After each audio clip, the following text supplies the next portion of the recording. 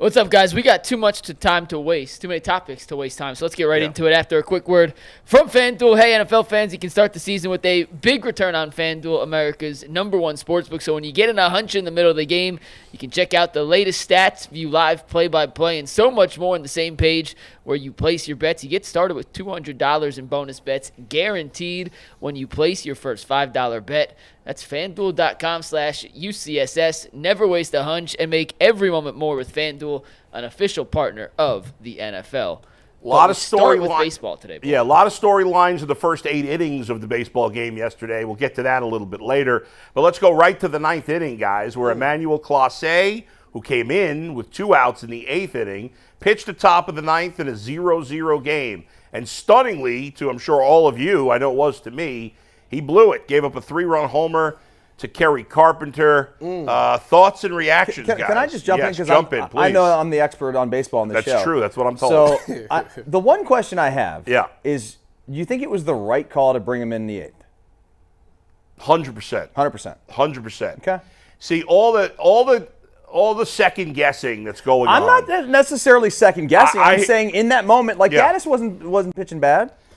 Well, I mean, he was fine, but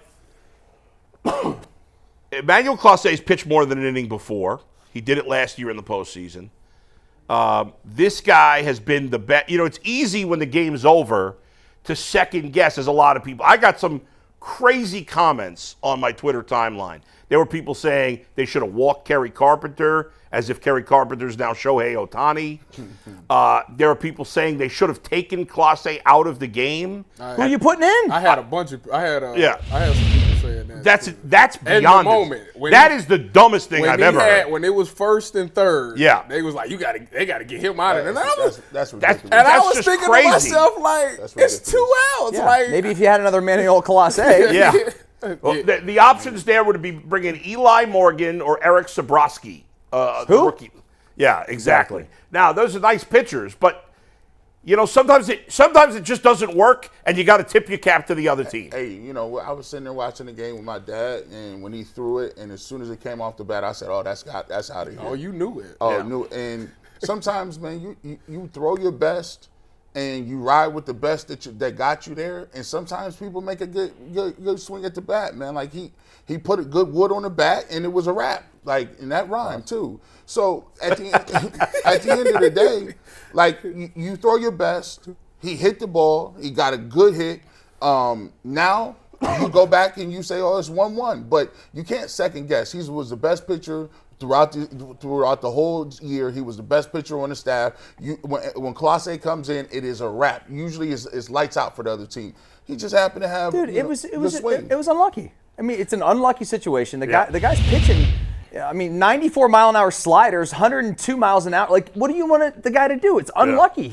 He's 1 strike away from going to extras. Got me. I think it was a 2-2 count. It was. Man. 1 more strike. He had just fooled him, and he had just fooled him on consecutive sliders. Was I a little surprised he threw a 3rd straight slider? I was. What are you going to do? He made a bad pitch. He hung it right in the middle of the plate. I know you saw these, because here's the thing. Yeah. There's a lot of guys that are fringe baseball fans. Yeah. And they be hanging their hats on random stuff like 3 sliders in a row. And you'd be like, when did y'all become experts? Right, yeah. Like, right? Yes, and it's frustrating because when the series started, I picked the Guardians to win in 4 games. I thought they'd lose game 2 and then win 3 and 4 in Detroit. They did what they had to do. That's what I thought. Scoreless, and you get out of the game with Skubal. However, because they survived Skubal and they was tied, that's what makes it I thought they were going to win. So from like the 6th inning till that moment of that home run, I thought they were going to win. There was no doubt in my mind. And then obviously the second he hit it. What's funny is, if you see the replay, I don't know if we have this, Mike. Do we have it where he's rounding first base? Who? Carpenter? Carpenter. We have the full play if you want to. All right, before you play it, miss it? Keep an eye on his face. No, when he hit it, he knew he hit it. Yeah, but then as he's rounding first, there was a moment where you could tell it hit him that he was like, "Oh my God, what did I just do? I just did this." Yeah. And he couldn't believe it. Why? Play it, Mike. All right, we'll try to pause it. Bo, tell us when you want us to pause it. Look at his face as he's rounding first base. If we could see it, I don't know if it's, how easy it's going to be to see. Nah, it's already past there. So You can't see it. You probably saw it in the replay. Yeah, you saw it in the replay when they showed him going, and the look on his face was, I just did that. Oh, my God. I can't believe it. Emmanuel Clase has been the best relief pitcher in baseball. It's not even close. You would never. Everybody's saying we should have taken him out. You should have intentionally walked Carpenter. If I would have, before that at bat, if I would have told you, let's do this, you would have said I was an idiot for even suggesting that. You know, you could put the same situation on the Tigers, right? If the same deal happened and Skubal was in the game, first and second, 2 outs, they're not pulling him. Of course not. They've got nobody better. No, and nor do the Guardians. That's it. When they had, in the 6th inning, they had a relief pitcher warming up for Detroit. Yeah, I remember that. The announcers were like, I think they might take him out. I just talking to nobody but my TV, I said, there's no effing way they're taking him out. Now, they did eventually take him out, but like he at the time was only at 80 pitches. I'm like, they're not taking him out at 80 pitches. Mm-hmm. They're they have some nice arms in their pen, and those guys, Breesky and Vest, did a good job yesterday. Mm-hmm. But Tarik Skubal's the best pitcher in baseball. They were going to pitch him as long as they could. And now you got to go to Detroit and take care of business. And here's the deal. In Detroit, they don't got Tarik Skubal. He's not pitching in those games. He's not pitching on 1 day rest or 2 days rest. That's not going to happen. Yes, if it comes back to Cleveland for Game 5, you're going to have to deal with him again. You know, you'll see him for a second time. We'll see. But you got to take care of business. You want to not have that be a thing. You got to go to Detroit and just end the whole thing. That's right. Which, in my personal opinion, you was going to have to do anyways. Because I had that they was going to, when Skubal was on, I said they're going to win that game. Right? When's Game 4? So Game 3 is tomorrow, Wednesday. Then Game 4 is the only day without a day off. So Game 4 is Thursday. Okay. Is it a night game or day game? It'll be a night game Thursday. They're going to play. The Royals did hold on, right? Beat the Yankees. The Royals won. Game 3 is at 3 o'clock. I actually didn't see the end of the game. I'm actually going to be in Michigan on Thursday. Maybe I'll go to the game. There you go. I want to do that. There you go. Because I've got Central Michigan this weekend. The game's at 6 o'clock, I think. I believe it's at 6 Thursday, Game 4. Who Mike? Play? What's that? Let me check the time real quick. Hold on. I think it's 6 o'clock on Thursday, and then they'll play. If there is a Game 5, it'll be Saturday back in Cleveland. But in the bottom of the ninth, obviously the Guardians, had no life in the bottom ninth. But I'll tell you what, that called third strike to David Fry to end the game was one of the worst called strikes I've ever seen in a major league game. That ball had to be close to maybe a foot beneath the strike zone. Probably not quite a foot, but it was like 6-8 inches easy. It is 6:08, by the way, confirmed. 6:08. I mean, that was. I don't know if everybody shut off their TV by the time he got to the bottom of the ninth because everybody was so pissed. Yeah. But David Fry. I mean, that pitch to David Fry in the bottom of the ninth was not even close. The home plate umpire was terrible. They didn't lose because of that. He was terrible. They was trying to get up out of it. But he was like, "We're done. You're not scoring 3 runs." Would fans be happier had Quan not made that catch?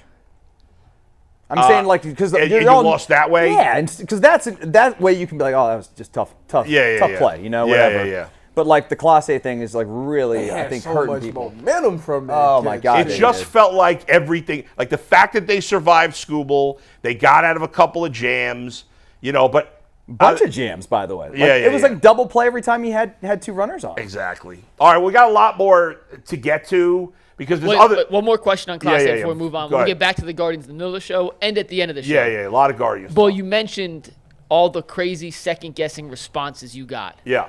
Of all of those, what was the craziest second-guess response? You mentioned 1 or 2, but I mentioned already was that you would take him out in that situation. That's just insane. I mean, think about it. I get it. Listen, I love the people that sent me the crazy messages. I love you. You know why I love you? Because you're passionate baseball fans. And I love that because I'm a passionate baseball fan. But now that you've probably calmed down at least a little bit, now that we're, 12, 14 hours after the game, you probably realize that was insane. Why, it just didn't work out. Why take the damage was done? Why take him out? No, prior to that. Oh, prior to that. I was about to say. They did take him out 2 batters later, which made sense because you don't want to keep running up his pitch count. I think the vitriol lasts like 4.5 seconds with the Guardians. It lingers for weeks with the Browns. Yeah. And when you juxtapose the two, you just look at it and be like, listen. Just win tomorrow. Because with the Browns, got another game. With the Browns, you're angry at the Browns. Yeah. With the Guardians, you're really more just angry at what happened than being angry at the Guardians. Hey, we lost, right? You can't kill Stephen Vogt today. You're not going to kill Clase. I mean, you may be disappointed, but you're not like, Clase sucks. We got blah, blah, blah, blah. We're not even mad they didn't even get no runs. yeah, but it's we just like, understood what it now, was. if they lose the series and don't score, then we'll be Oh, mad. yeah. Not Browns level mad, but mad.